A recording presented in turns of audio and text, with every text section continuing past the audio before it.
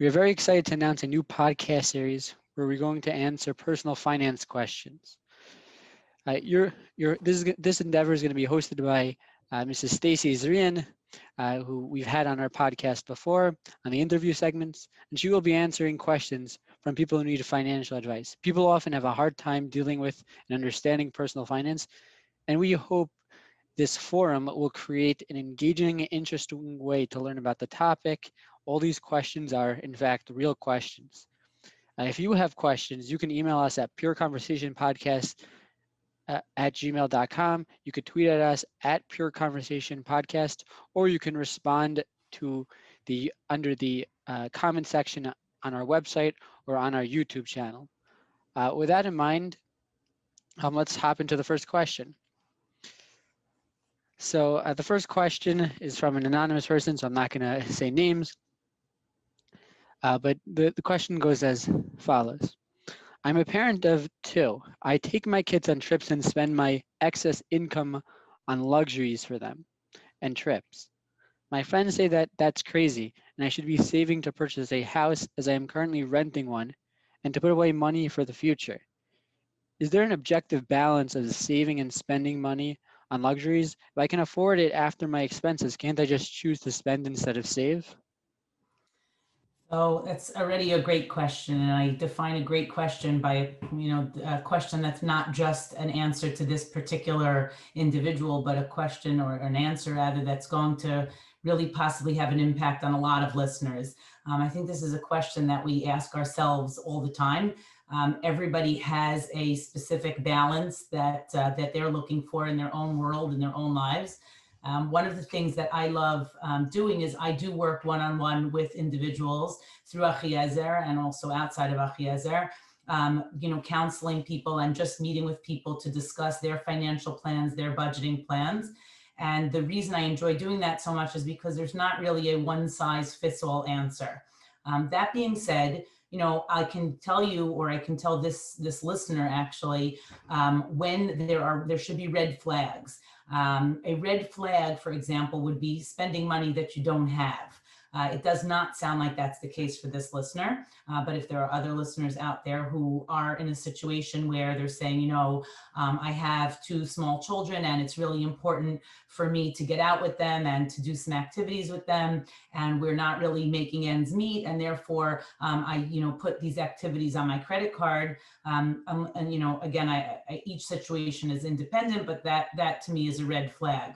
What this person's saying is a little bit different. They're saying that they have friends who have chosen to save differently, to save for a house, and that they're making different choices. So the answer is that there's not really a right and a wrong.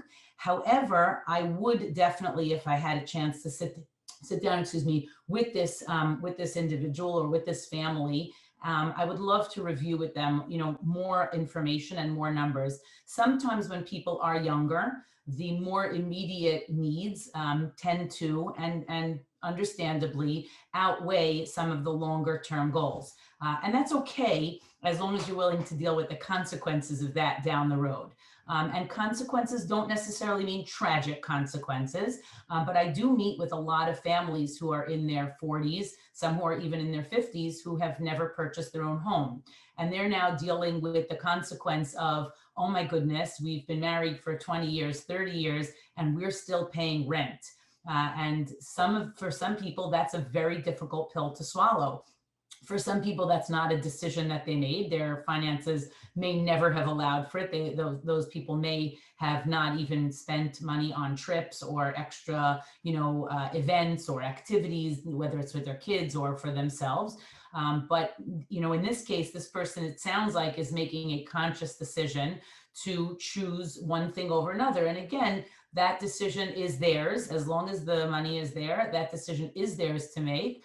But I probably would want to discuss with them further what the plan is down the road and how comfortable they are with that.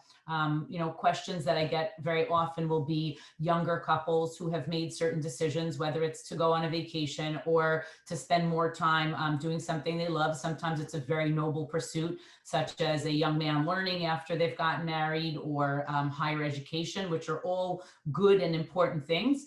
but I would like to just make sure that when those decisions are being made, that they understand the full consequence down the road of what those decisions are. And if they're comfortable with that, and if this young mom says to me, I understand that it may mean that when my friends are buying homes, we're still going to be renting. And frankly, we're okay with that. We want to enjoy a quality of life, and this is important to us and raising our children. Then I think I would have to, say, okay, go for it. To follow up on that point, do you think there's any almost sort of irresponsible fact there to not saving or having or owning equity in something, where in the event of an emergency, in the event of a loss of a job, or the event of a significant increase in wage? Now, to not to try to add too much, but the individual is someone who's particularly well off. Um, they're making a very large salary, but they're choosing to spend it on fancy trips instead of actual equity, renting expensive cars, uh, and they're not building up any equity in any sorts of the matter. Do you think there's at all a irresponsible factor in that? Well, their children might be at risk, she might be at risk, but even if she'll say, you know what, fine, I don't care. Down the line, I'll get more different marketable skills, etc. But for the children, isn't there sort of or even for maybe the fact that other people are relying on her, maybe there's a sort of irresponsible factor to say maybe she should definitely have some sort of emergency fund or some sort of backup plan. So excellent, and I'm glad we're having the ability to clarify. I know a lot of people who do podcasts online speak to the masses, and again, it becomes a one size fits all. You asked specifically about saving for a home, so let's take it back a step. There are definite milestones that are critical for me and for my clients that come before purchasing a Sorry, the home. question, just to clarify, the Yeah, question please. was to save, either save towards a home, or it wasn't just, it was one or the other. It wasn't one or the other. It was either or, to save in general or the home. Okay, so that changes my answer definitively.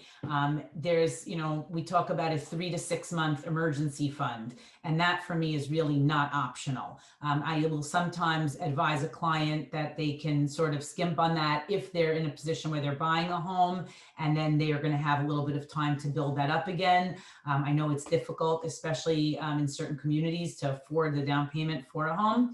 However, it is critical that a family have an emergency fund. So that definitely changes the question. If you're telling me that a family has no savings, then that is a red flag for me. That is not quite as bad as spending money that they don't have, i.e. Via credit card debt, but it's sort of the next step. If you look at the baby steps of how a family or an individual for that matter needs to be financially responsible, the first step is obviously being employed, having a source of income. The second is spending less than they're earning. That's a very important piece. Sometimes I'll have people who are earning beautifully, but they're just not, every month they're just spending more than they're earning. So it's critical that the spending be less than the earnings each month. It's critical that there's no debt, and if there is any debt, that it's being paid off in a meaningful way. And then before we get to the enjoyment part of the money, there needs to be a 3 to 6 month emergency fund. I think COVID has taught all of us that things are not always in our control, and things don't always, act the way they look. And even though things act a certain way for a while, there could be a period that follows that may look differently. An excellent job may not be there in 6 months, but not even being doomsday. Even if somebody needs to take off a few weeks for any reason, you want to be in a situation where you have that ability. So 3 to 6 months. The 3 month would be more for if you're talking about two workers in a family with a steady income and longer jobs. Then I think 3 months of expenses should be okay. 6 months is more when there's a single breadwinner and it's a less stable job, perhaps commission based. Then I err a little bit closer to 6 months of expenses.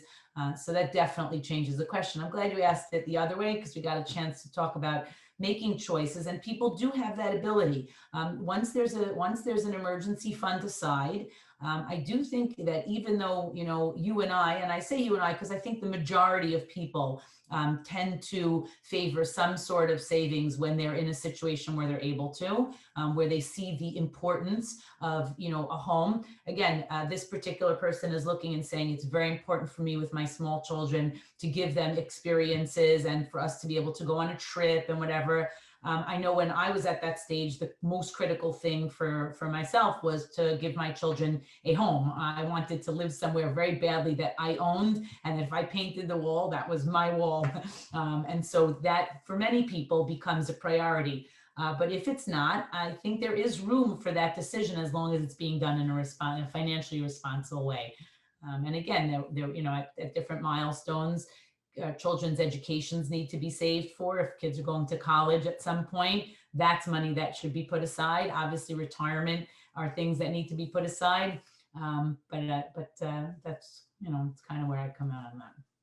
Yeah, I think that makes a lot of sense. I think people really need to not just think about the current and even the emergency, but potentially realistic expenses, life expenses down the line, or perhaps even if someone else is relying on you, so realistically how much you're going to have to give them. If I can, I want to give you an example. Actually, I did several seminars over the past several months with young singles or newly married couples, and specifically with the singles. One of the things I enjoy the most, I find that singles tend to have, especially single women, tend to have extra excess income, and they have plans for that income. And sometimes when you talk about women in their early to mid 20s, retirement's really not on their radar. It's just not something that they're thinking of putting away for. So we have a little discussion about the power of compound interest and how the time factor really allows a small amount to grow into a large amount. And I know I got calls after the one of the seminars from at least 4 different young ladies, and we walked through the process together of opening an IRA, whether it was a traditional or a Roth, and making contributions, because those dollars put aside early on have tremendous potential. So yes, I am couldn't agree with you more about the importance of planning for later. Just to be clear for our listeners, an IRA is a specific savings account which has certain tax benefits. There are several different types. The main types have either a forward or backwards tax saving, and it is the ideal way to invest the first dollars of your investment. There's a cap to how much you can legally add to it. So you could put in new accounts or open up other types of accounts. But that's what we mean by an IRA. Good. Do we have time for a second question? You got it. Go for it. Okay, this one is really intense. I live in a house with my children who many of which are graduates of college and working full time. Those children are saving for their own place and to get married. Because of COVID, my spouse and I's business has not been so successful as we are self-employed as before the pandemic, and our home salary has been cut almost 50% from about 150,000 collectively to 75,000. Right now, we do not have any savings and still have other children who we are putting through high school, and even after scholarships from the local community, we cannot afford to pay our mortgage. Is it right to ask my working children living at home to help pay my bills if they're using it for their future? And if not, what are the first things we should be looking at to try to get this situation under control? So first of all, my heart goes out to you. It's super hard when you were earning a certain amount for that amount to decline. And I really hope that, with God's help soon we'll be in a better place, both in our country and also in the world and financially, where everybody's incomes can be on the rise again and in a good place. Your question is excellent, and it's a little bit tough for me to answer, only because it's not purely financial. The purely financial answer would be, let's add up the numbers. You don't have enough. Therefore, anyone eating in the house or living in the house should contribute. That would be a purely financial answer. But that's not a purely financial situation. You're dealing with probably many years of interaction between parents and children. And I think in this case, the hardest part is that it sounds to me like we're changing the rules here. And before I'm not going to weigh in just yet, but just to clarify, if your children at the age of 18 were all advised, once they graduate from high school, they will be contributing to the family bottom line. This wouldn't be a difficult conversation to have right now, because everyone would expect it, and they would be used to it, and they would, know that that's the way things work. The difficulty of this situation, from what it sounds like to me, is that we are changing the rules, and sometimes the rules have to change. I think, when you're on an airplane, whose oxygen mask do you put on first? Always your own. Always, you have to always put on yours before you put on your children's. You're not going to be too useful to your children if you're in debt, because then you're eventually going to be turning to them to help you out, and that's not a great scenario. But what Yeah. I mentioned though, that in one of the areas when they mentioned marriage, uh, being that I know the context, what they mean by marriage is somebody is actually in the process of being is engaged in saving up for post-wedding immediate costs.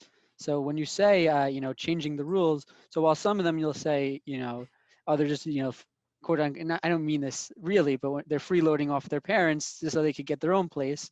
So the parents, have, but what about that factor also It's of, no, it's you're right. It's a very tough question. I would want a little bit more detail. For example, if you tell me that this individual has been living at home all along, and this is not, they didn't just move back home to save money. no, they're living home all alone and they're getting married in the next few months and would like to afford a Okay, place to and live. they've been living at home all this Yeah, time, and their living at home doesn't actually cost the parents anything additional.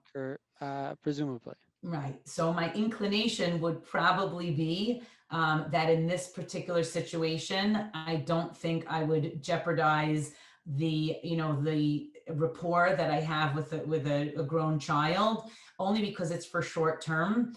If we were looking at a more long term scenario, I think it would be appropriate. But again, you know, first of all, the bottom line is that I would welcome a meeting with the parents, and to be able to sit down with them and figure out what other options they have. I'm guessing that that collecting money from their grown children is not their first choice either, and that they're looking at this because they're in a difficult situation.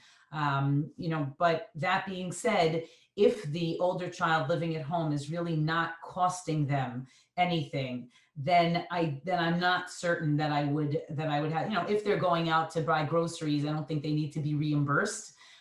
But if they're living at home for this short amount of time until they're moving out, the fact that they happen to have an income and that they're saving up some money for post wedding, again, I would maybe look at that and say, well, is that money that they're sort of saving the parents by not, maybe they need to contribute more to the wedding costs or to other things like that, but paying for a living situation that's probably not costing the parents additional. I would probably hesitate unless I really had, listen, if they really have no other choice, then they would be asking their child to help them out.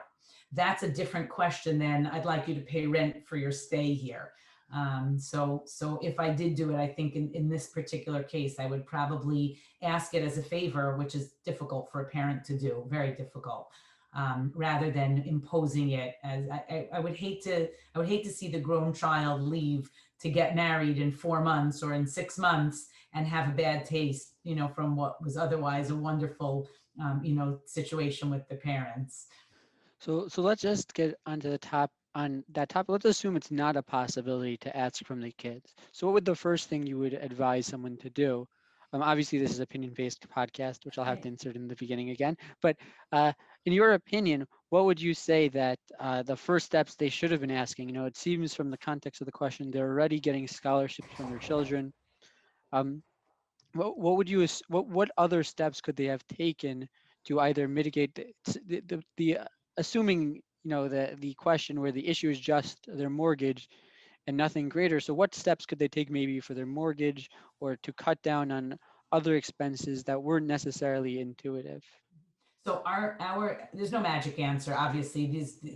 I remember when I first started doing this on a regular basis, I very naively thought that I was going to be dealing with lots of people who were making fine livings but wanted to go, on some fancy trip for Passover, and I was going to show them the light.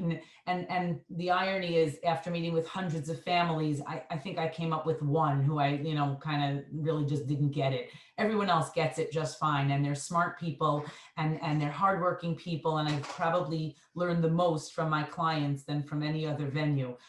So I don't have a magic answer where I wave a wand and come up with something that these very smart and intuitive people haven't thought of. But I do know that at the beginning of COVID, we were dealing with an influx of calls from people who had lost income because of the pandemic. And we really were saying to everybody, healthcare, groceries, healthcare, groceries.